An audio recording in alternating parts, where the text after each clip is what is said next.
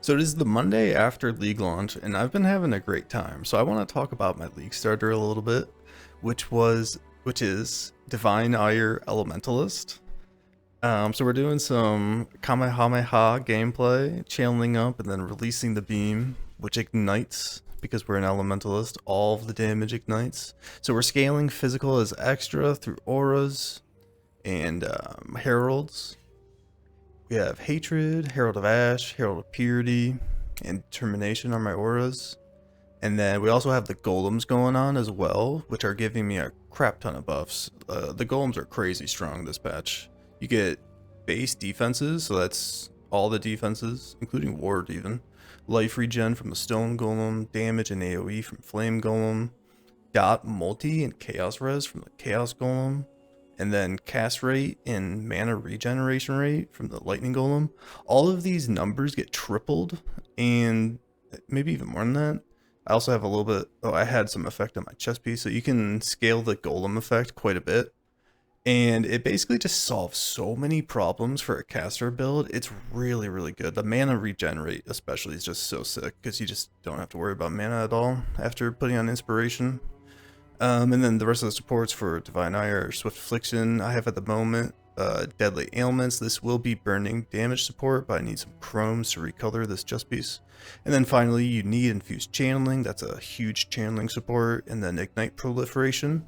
I was thinking about using the new channeling support that gives bonus damage for how long you channel it, but it's gonna be tricky to get for blues on this chest piece, and then also it's kind of tough to replace any of these supports.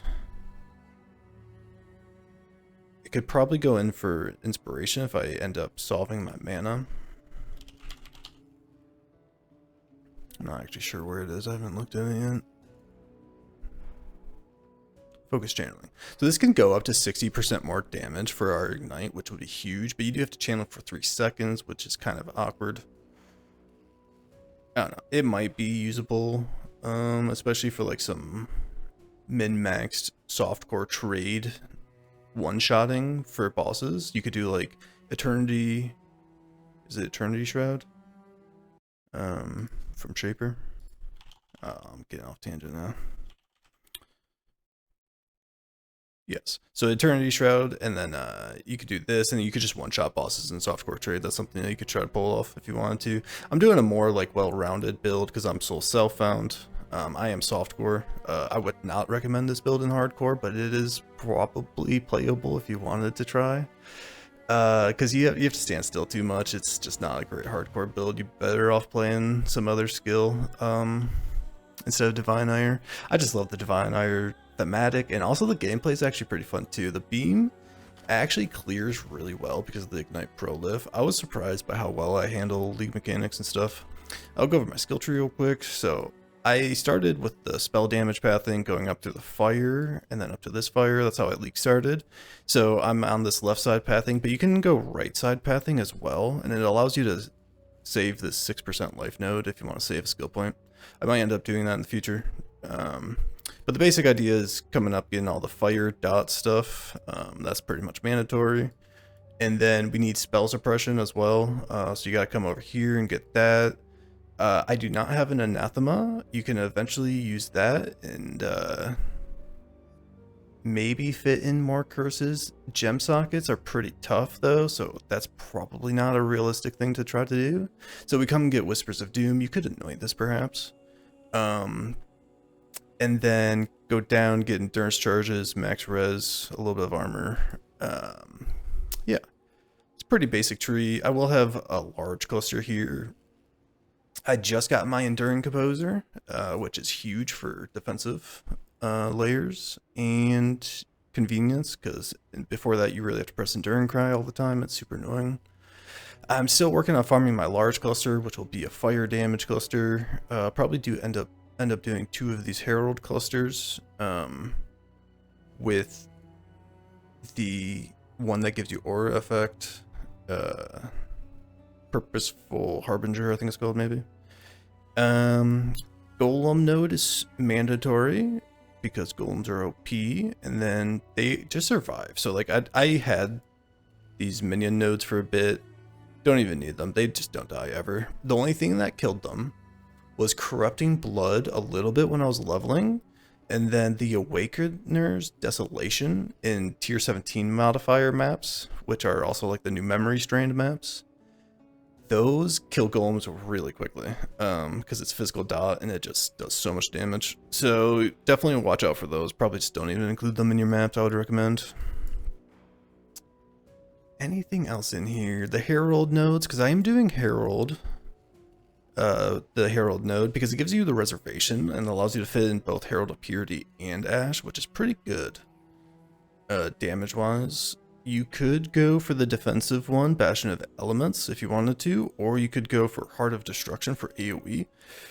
I'm not actually sure if that applies to Ignite Proliferation. If it doesn't, that would not be worth doing, but if it does, it could be cool. Pantheons, I have freeze avoidance, and then I'm doing physical damage reduction per hit recently because my physical damage reduction could use a bit more armor and stuff at the moment. We're looking at 12.5 with no flasks or anything, which is okay. We also have evasion. Speaking of which, so then sometimes I might go to shock, and then burning ground is a nice one to have, which I don't have the thing for yet, but it's nice to have burning ground immunity for Exarch mobs. And then when I'm bossing, I switch to Soul of Solaris with the life flask thing.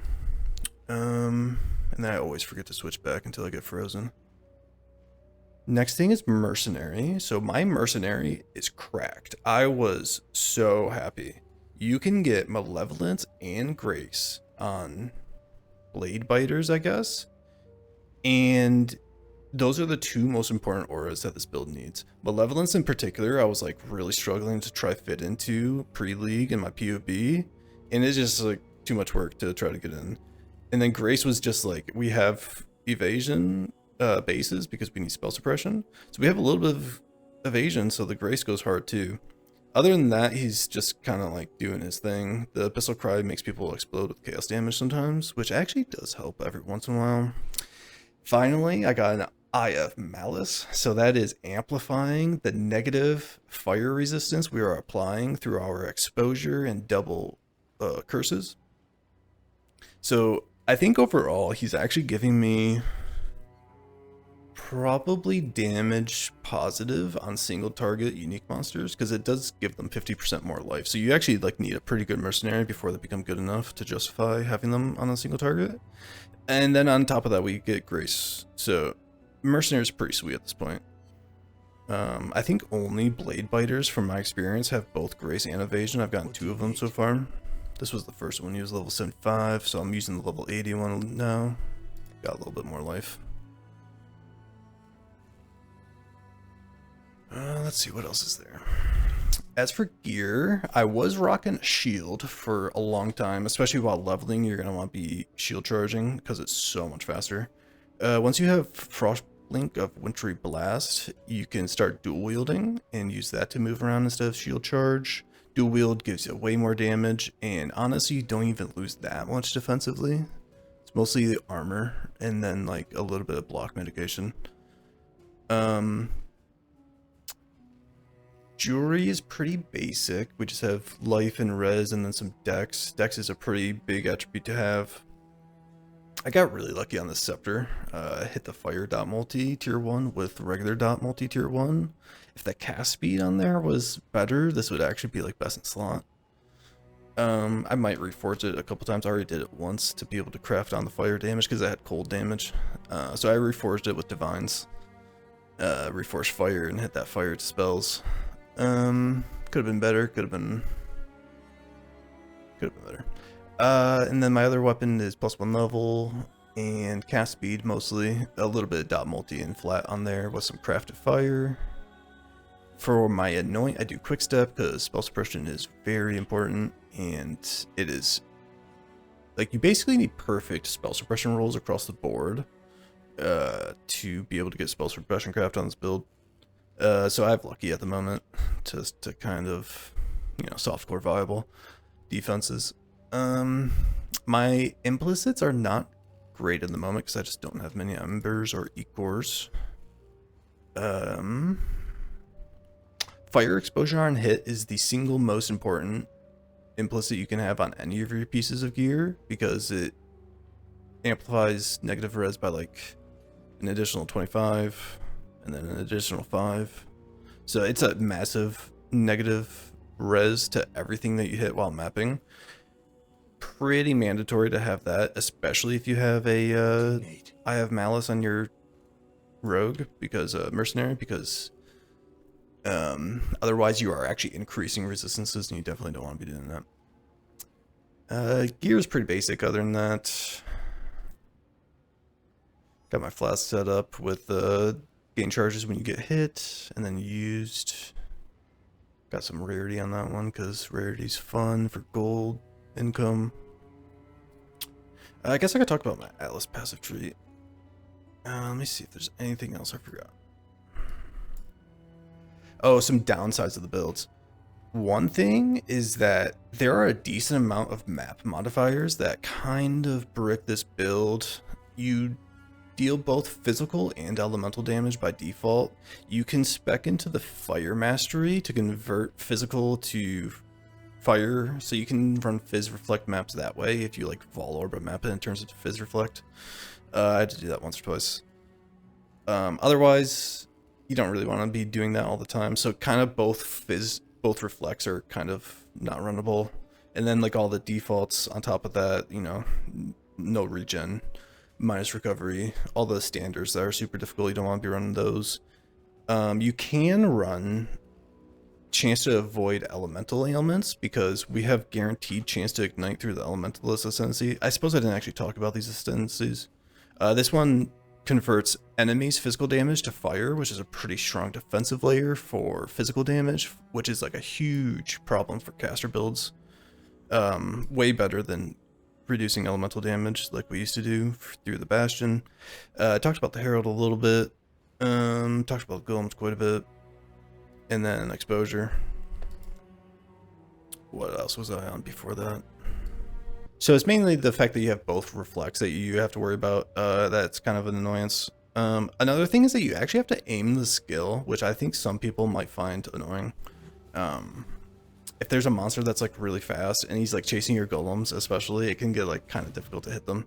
Especially mercs tend to like blink around sometimes and they'll like actually dodge your skill. They're pretty tricky. So that can be annoying. Socket pressure has been a problem because you have both heralds and golems to fit in.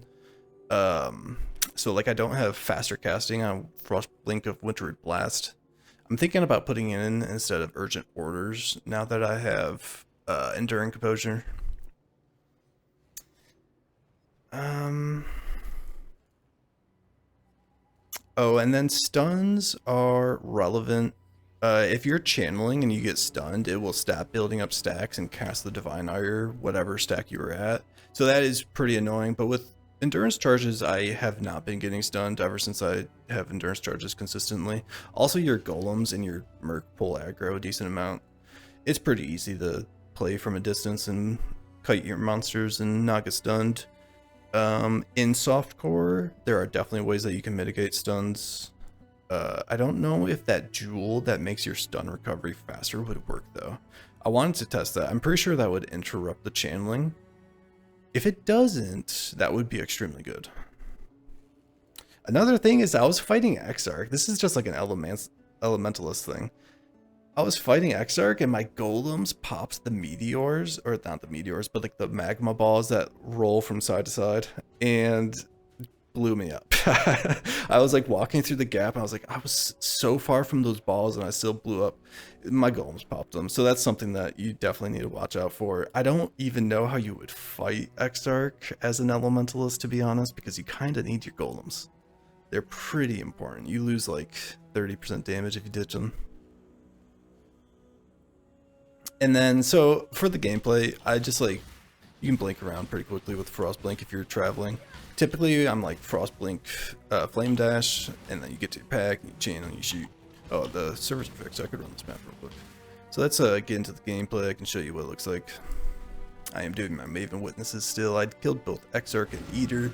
I did the first of the memory things. I have the tier 15 ready to go. I want to get my clusters first, though.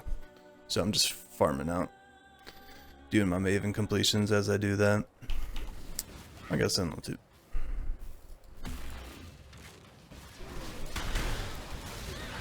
So yeah, you just blink around.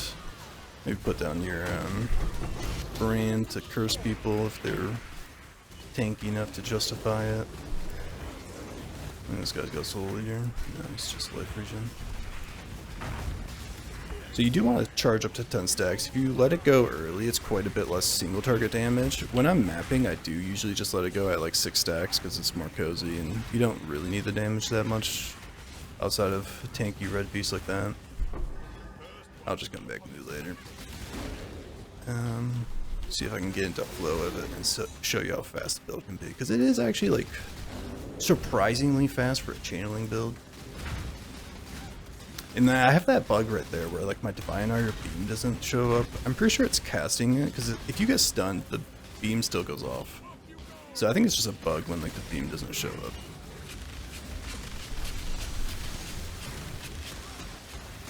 And then I do have Elemental Overload, which is like permanently active with Divine Ire. Right now I have a Diamond Shrine, so I'm always critting. So it's like actually always active. But it's always active anyway, because Divine Ire hits so frequently while you're channeling it. So it's always up. That's a really nice little quality of life thing about Divine Ire, is enabling Elemental Overload so easily. So this guy's Fire and Ignite resistant. This is the biggest problem of this build. Fire and Ignite resistant monsters are so tanky compared to normal modifiers that affect builds.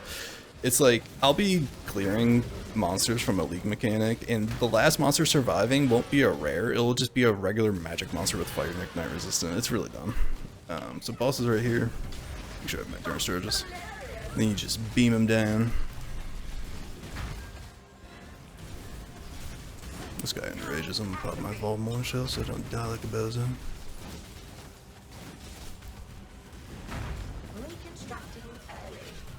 So yeah.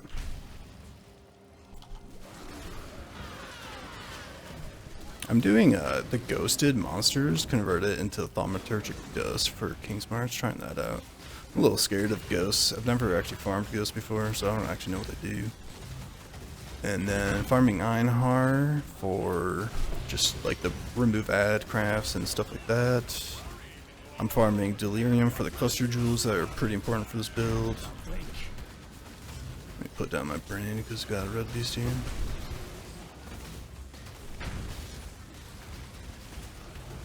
My ignite duration is like about 3 seconds. I have Swift Affliction, this faster ignite cluster, and I think that's about it. So it's about a 3-second duration. Let's see, anything else for gameplay purposes while I'm playing the game? Mana was a problem for me the first couple of days because I wasn't using Inspiration. Definitely just recommend using Inspiration instead of burning damage support. Because it just like solves problems, and solving problems allows you to get damage other places. So it's actually like a lot more efficient to just do that. As you can see, my damage is not like crazy good. I think I'm at like 2.5 million, assuming I have my curses and stuff on them. So it's solid, especially for a Ignite build, that's not too bad. But it's not like super crazy. In softcore trade, you could get this up to dot cap for sure. It would take a lot of currency, a lot of really good gear to do it, because it's going to be a Shaper Eternity Shroud build, but you can absolutely do it. So that's the gameplay. Any other quirky things? I guess I could go over my gems. I didn't do that. I have Arcanist Brand with my double curse, and then Flame Surge gives you 25% more flame fire dot because it creates burning ground based on your ignite. Molten Shell with automation, and then Herald of Ash, my auras, went up with golems.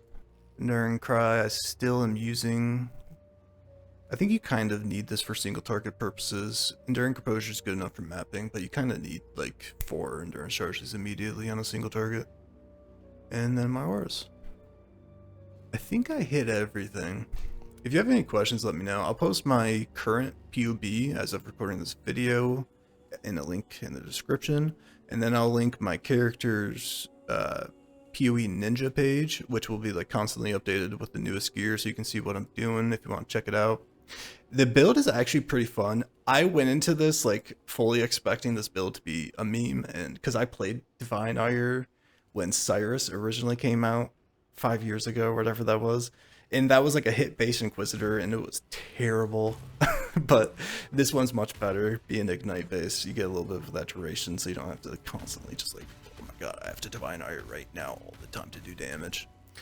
I actually would probably recommend this build if Divine Ire is a playstyle that appeals to you, because I think the damage potential on the high end is crazy, and the defenses are good enough with the new Elementalist fire thing, converting phys to fire. And the gameplay's fun. Frost Blink of Winter Blast comes in clutch, allows you to dual wield, so you can like really scale your damage and like invest heavily into your gear.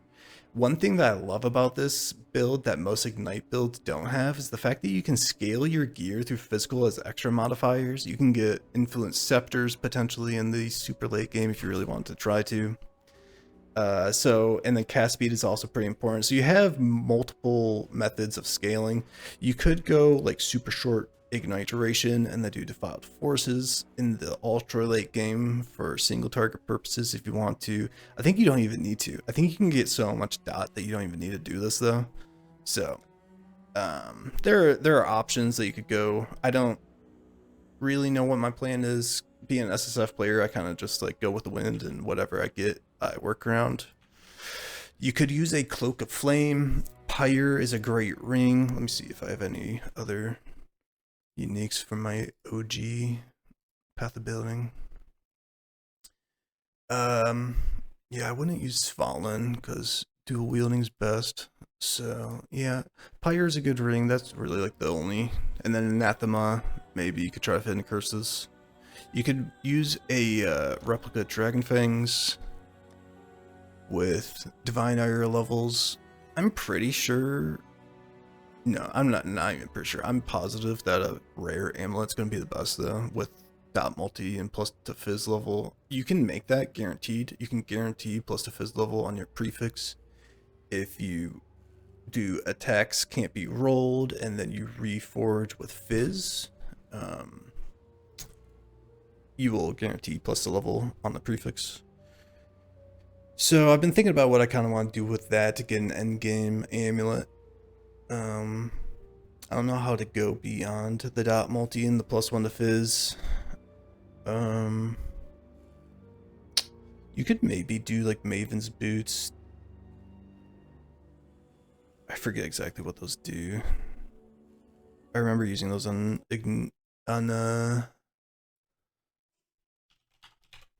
Righteous Fire builds. When you kill Scorched enemy, nearby enemies are scorched. Yeah, that wouldn't really work too well because you're actually killing monsters like really far away. I was originally planning on using the Herald cluster modifier that gives nearby enemies fire exposure, so I wouldn't have to use the glove implicit. But like nearby is just like way too small of a range, so Maven Boots probably wouldn't work too great. If you could Scorch somehow, that would kind of give you like a second proliferation effect, which would be pretty cool. So there's a few things you could do. I generally recommend sticking with rare items though. Getting spell suppression. Yeah, actually now that I think about it, you couldn't wear those boots because of spell suppression. So yeah, spell suppression, pretty mandatory. If you can figure out like maybe a Watcher's Eye, a good cluster jewel or something. By a cluster jewel, I mean like a megalomaniac that had like a spell suppression roll on it. You could maybe figure out ways to get your spell suppression capped and then like fit in some other pieces of gear to amplify your damage a bit. Honestly, you might just not need it though. Defenses are good and damage on this build is really strong already. So just like focus on getting your defenses so you don't get stunned while channeling would be my biggest recommendation. If you try playing this build, I hope you like it. I'm going to be playing this for a long time. I could see myself pushing this to 100. It would be my second level 100 if I did that. I do already have a plan for my next build, which will be Spectral Throw of Trarthus, because Spectral Throw is my favorite skill in the game, and might as well give it a shot as a trapper.